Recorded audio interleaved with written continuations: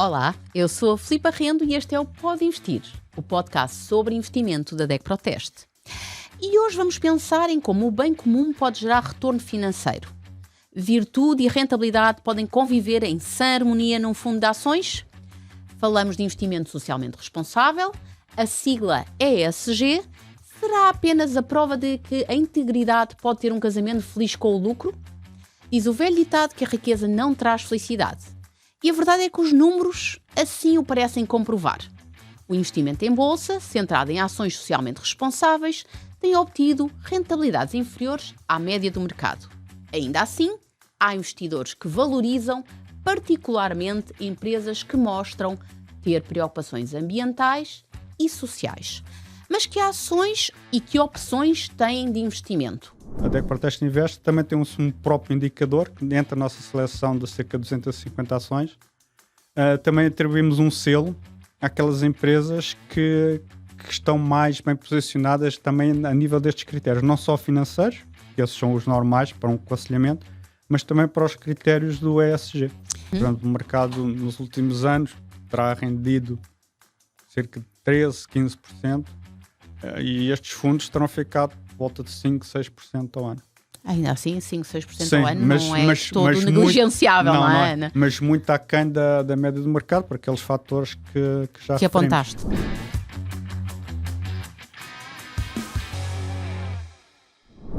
Temos hoje o Jorge Duarte, analista financeiro da DEC Proteste Invest, um convidado recorrente. Olá, Jorge, Olá. Como está? E que pareces perceber tudo, diz que de sustentabilidade do ponto de vista financeiro.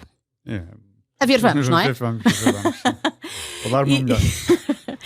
E Jorge, primeira pergunta que se impõe. De que tipo de ativos é que estamos efetivamente a falar? O que é esta sigla do ESG? A ESG, em inglês Environment, Social and Governance, ou seja, ambiente, parte social e governance, ou seja, o governo das empresas. É uma forma de investimento que vai um pouco além dos indicadores financeiros habituais e incorpora estes outros critérios na seleção dos ativos. E depois, com base nesses critérios, quem investe constrói uma carteira que será um pouco diferente de uma carteira normal de mercado. Ou seja, é uma espécie de camada, Sim, de critérios assim, em cima dos critérios habituais da análise financeira. Portanto, não vamos só olhar, por exemplo, às questões de rentabilidade, não é? Que é a primeira coisa. Vamos ter em conta questões mais éticas, mais sociais e até, se calhar, políticas de alguma forma. Sim, de certa forma, sim. Muito bem. E então, uma pergunta importante. Qualquer ativo financeiro obedece a este tipo, ou pode obedecer a este tipo de critérios, ou não? Quando se fala de investimento, ou seja, quer as ações, as obrigações, os fundos e os ETF, na Europa já têm que cumprir determinadas regras. Ou mesmo que não tenham em conta, ou não tenham em conta a sustentabilidade, têm que dizer qual é o impacto que isso tem na sua atividade. Mas é um processo que já se iniciou há alguns anos e continua a decorrer e está sempre a evoluir. Portanto, há uma espécie de dominador comum, mínimo, digamos assim, que é obrigatório estes produtos terem a nível europeu, é isso? Sim, a Comissão Europeia fez uma diretiva há alguns anos em que os produtos financeiros, sobretudo no caso os fundos e os ETF, teriam que explicitar na sua política de investimento se levavam em conta ou não, e se levassem em que medida, as questões da sustentabilidade, da responsabilidade social, etc. Ou seja, mesmo que depois não os incorporem, tem que ter sempre explicitado qual é o impacto que esses fatores podem ter no investimento. E estamos a falar de critérios que são harmonizados a nível europeu ou há aqui diferenças?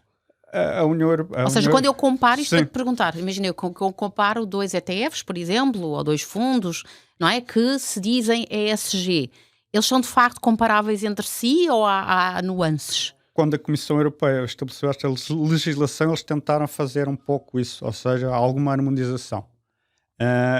E o que saiu dessa legislação, que depois foi adaptado para os produtos financeiros, foi os chamados artigos 6, 8 e 9 da SFDR, dessa diretiva, que no início a diretiva não tinha esse propósito, mas que as sociedades gestoras acabaram por... As sociedades gestoras e não só acabaram por incorporar. Ou seja, um fundo ou um ETF dito de artigo 6 investe em tudo, embora tenha que dizer no seu prospecto que não tem em consideração as questões de sustentabilidade na política de investimento. O fundo artigo 8 já diz que terá algum processo de seleção dos ativos, evitando aqueles que podem causar mais dano. E um artigo num produto artigo 9, então esse vai um pouco mais além, que o investimento já tem que ter um impacto positivo direto. Okay. Ou seja, as empresas selecionadas por esse fundo já terão que ter um impacto positivo, nomeadamente em questões ambientais. Para quem está muito pouco à vontade neste tópico, ajuda-me, de um ponto de vista, vamos mais concreto. Por exemplo, uma ação de uma petrolífera podia cumprir critérios ESG ou não, por exemplo? Ou seja, na prática o que eu queria pedir é o que é que fica de fora ou o que é que fica dentro deste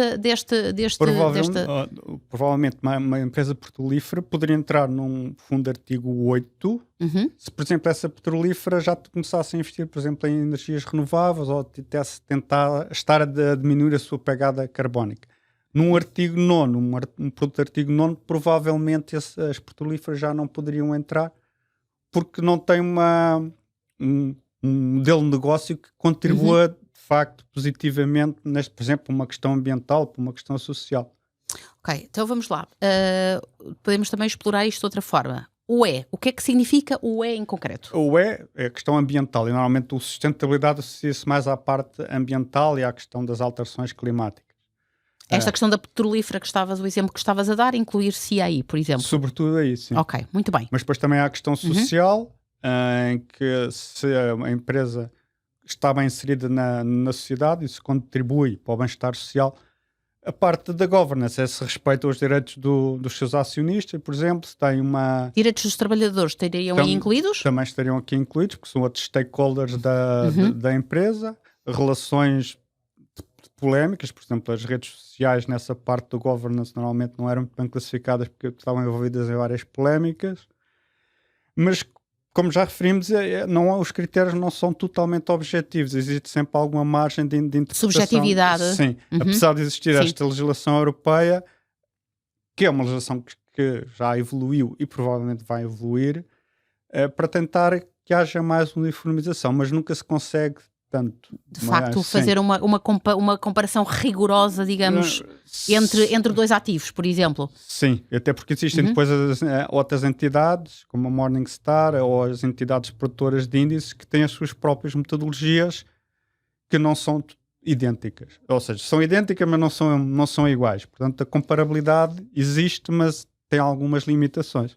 Então, e do ponto de vista da receptividade, este tipo de produtos são apetecíveis aos investidores?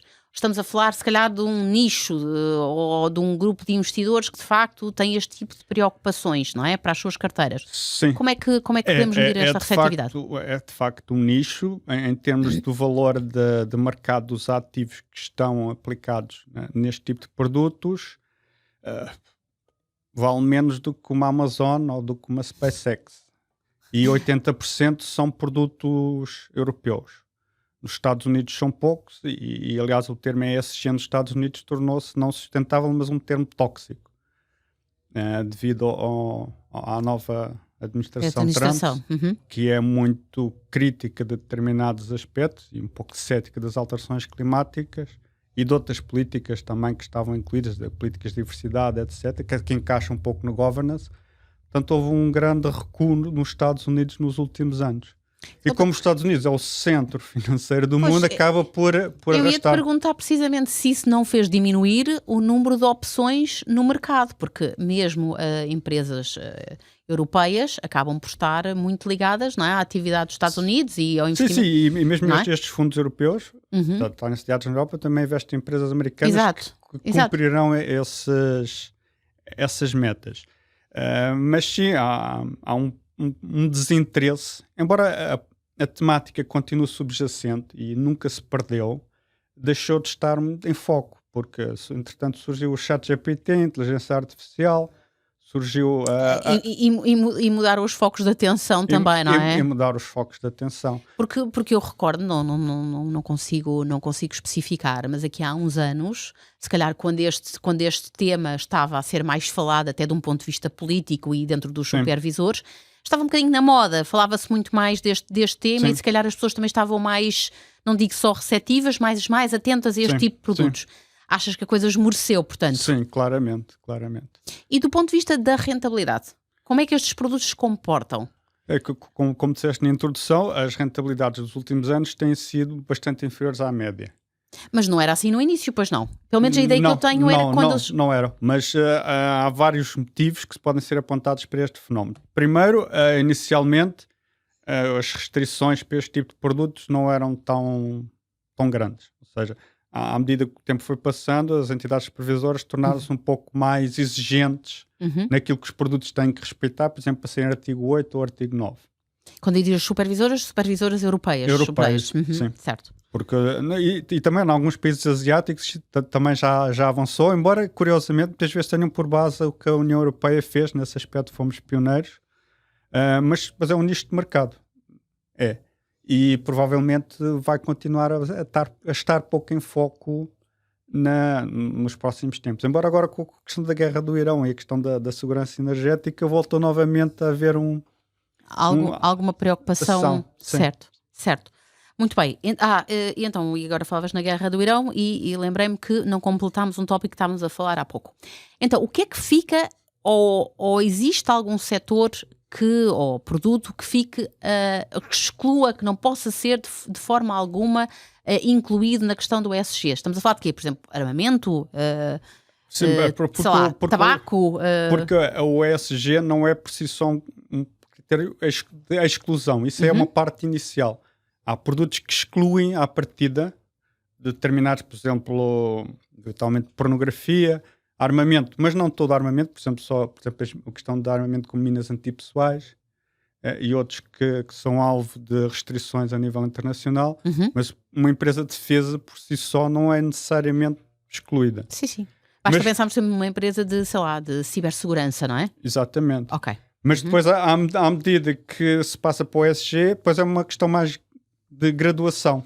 Se a empresa respeita pouco, muito, em que ponto é que está? E depois os fundos têm sempre uma margem para escolher, porque uma empresa para estar mais bem classificada ou pior ao longo, de acordo com esses critérios. E depois cada fundo pode escolher, a partir de que limiar é que essa empresa pode entrar ou não para a composição. Sendo que esse próprio, digamos assim, rating é um rating que está em permanente atualização, digamos, não é? Sim, mas também é necessário, porque a realidade é complexa, portanto é sempre necessário fazer melhorias.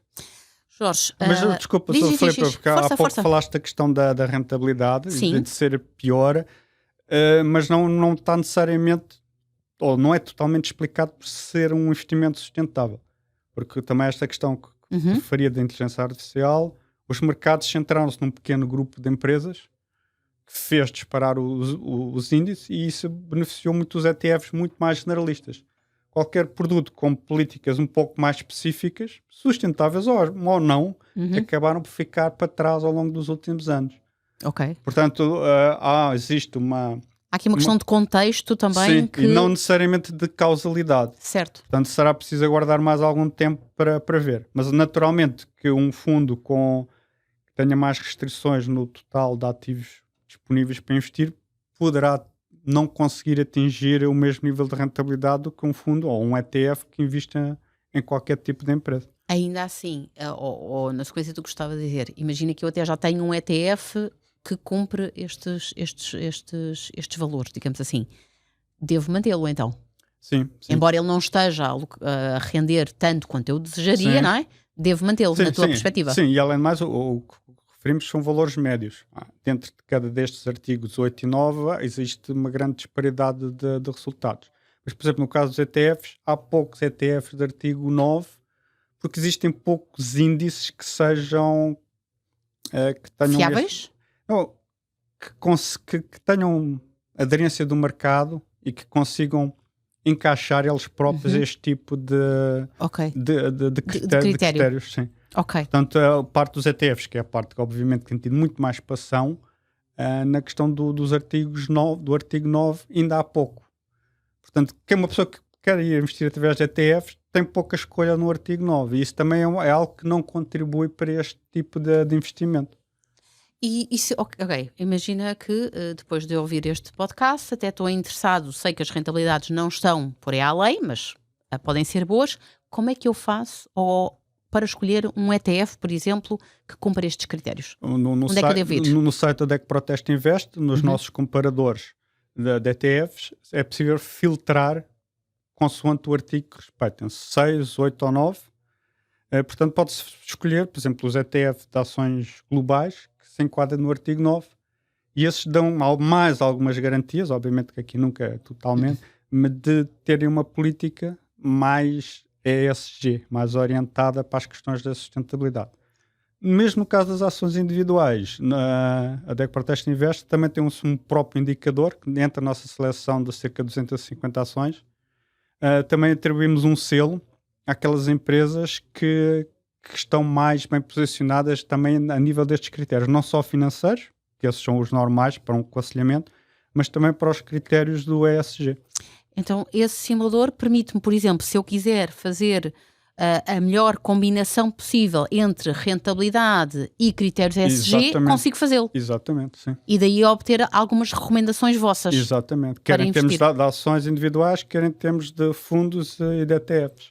De um ponto de vista de, por exemplo, de custos, há alguma especificidade em relação a estes fundos ou a estes ETFs ou é tudo igual? Não há qualquer... Mais uma vez, a questão é que há poucos ETFs de artigo 9, a maior parte são fundos. Os fundos têm sempre um custo mais elevado do que o ETF. Portanto, e é natural que um fundo que vá bastante, uma análise bastante aprofundada dos ativos, que acabe por ter um custo superior. A questão é saber depois se efetivamente isso é recompensado por um investimento efetivamente mais sustentável e também depois pela rentabilidade do produto. Mas o nosso indicador de avaliação da DEC Proteste Invest também pode ajudar aí na identificação dos melhores produtos. Muito bem. Voltando à questão então das rentabilidades, estamos a falar de rentabilidades de que ordem? Consegues-me dizer alguma coisa? Posso, mas a questão das rentabilidades é sempre em termos relativos face ao mercado. Não é? Portanto, o mercado nos últimos anos terá rendido cerca de 13%, 15%. E estes fundos terão ficado por volta de 5%, 6% ao ano. Ainda assim, 5%, 6% Sim, ao ano não é todo negligenciável, não é? Mas muito aquém da média do mercado, por aqueles fatores que já que apontaste, certo. Embora que há uns anos a situação o diferencial era muito mais curto. Mas a conjuntura mudou completamente. Completamente, sim.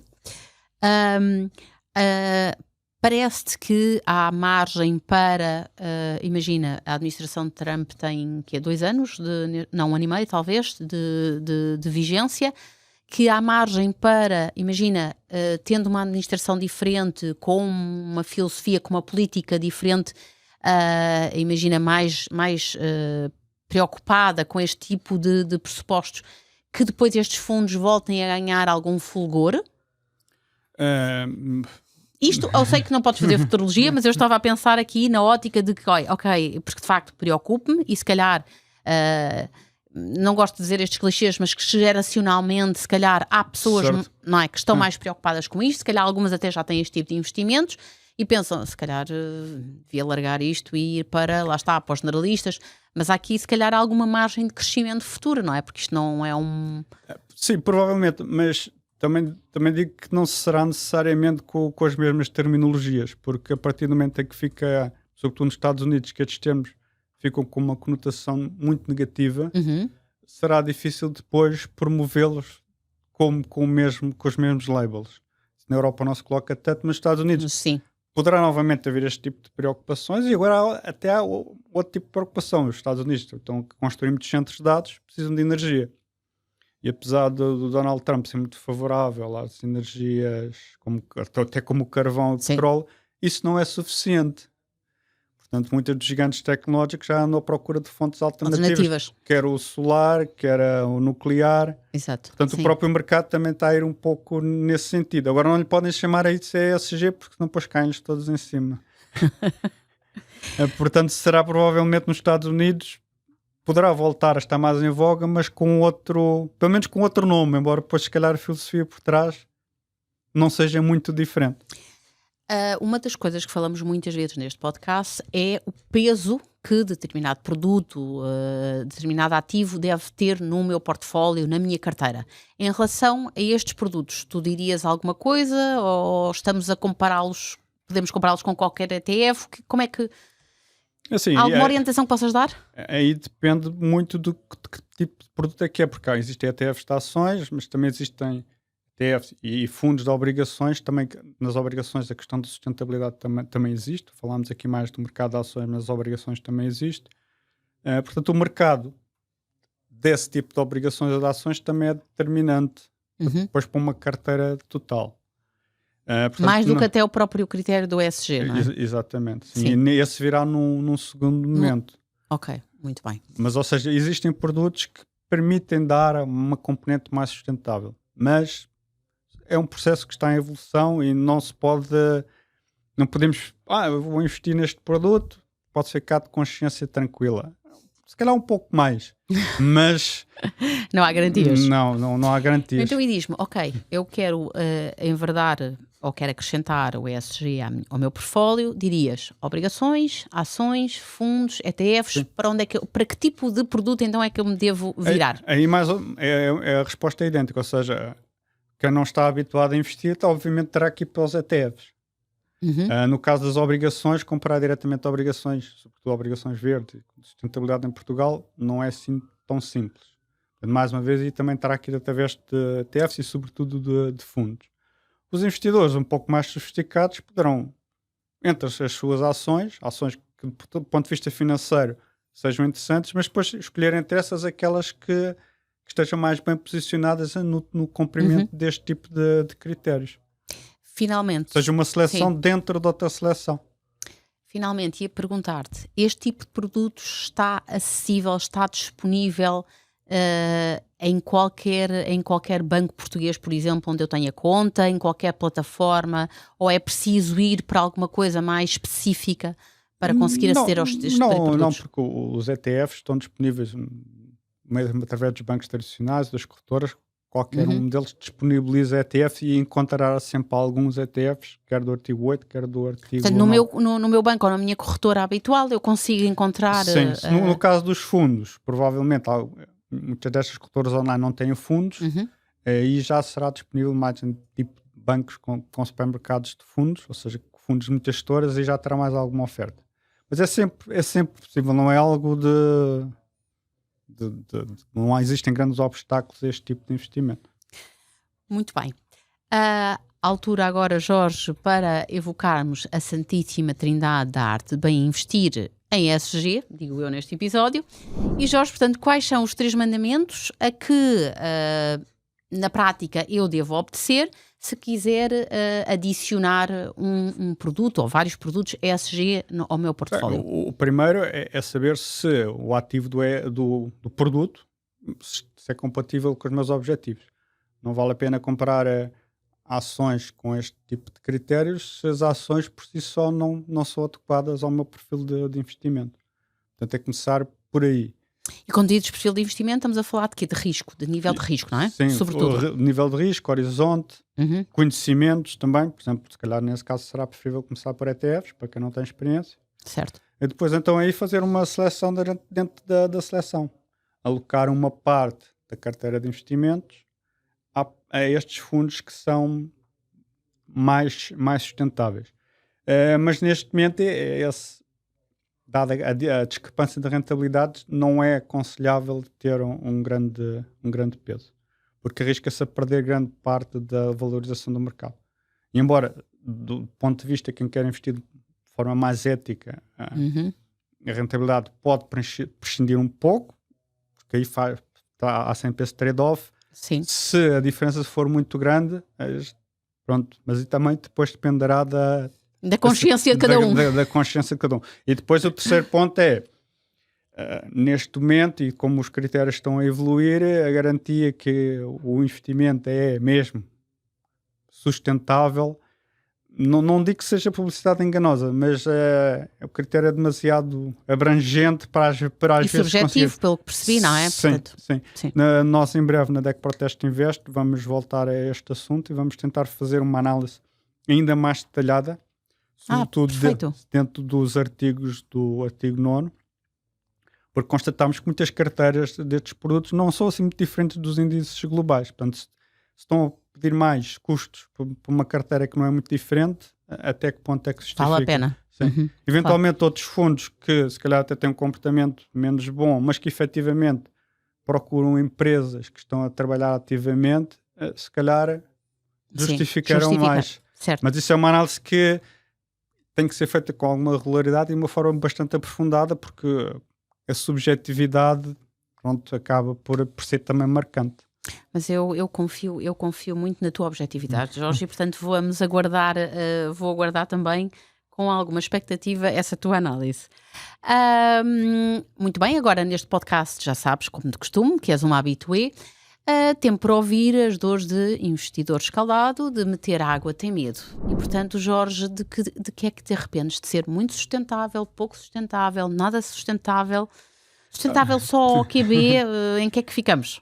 Um arrependimento, não é totalmente um arrependimento, mas nos últimos, depois das energias alternativas terem atingido os pinkers, na altura que estava mais em voga, mas depois caíram substancialmente, nos últimos anos, até e apesar da administração Trump, esta questão da necessidade de energia para a inteligência artificial acabou por reestimular um pouco esse setor.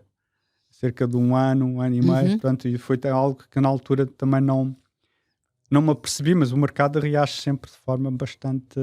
E agora dirias que já se calhar é um pouco tarde demais? Já perdeste o comboio? Não, provavelmente não. Há outras partes do mercado em que o comboio já não é um comboio, já é um foguetão. Portanto, aqui se calhar ainda haverá margem em alguns segmentos para um reforço do investimento. Mas obviamente sempre uma parte da... Ainda vais a tempo de redimir. Sim, espero que sim. Obrigada, Jorge. Obrigado eu. Obrigada pelos teus esclarecimentos e pelos teus conselhos sobre esta sigla que provavelmente poucos conhecerão, o ESG. E se o seu coração de investidor pender para empresas que se comprometem seriamente com estas questões da sustentabilidade que o Jorge falou, dos direitos humanos, das preocupações sociais, não se esqueça, leia as análises do Jorge no site da DEC Protest Invest. O Jorge, aliás, prometeu-nos aqui que fará um estudo muito em breve e, portanto, vamos contar com ele.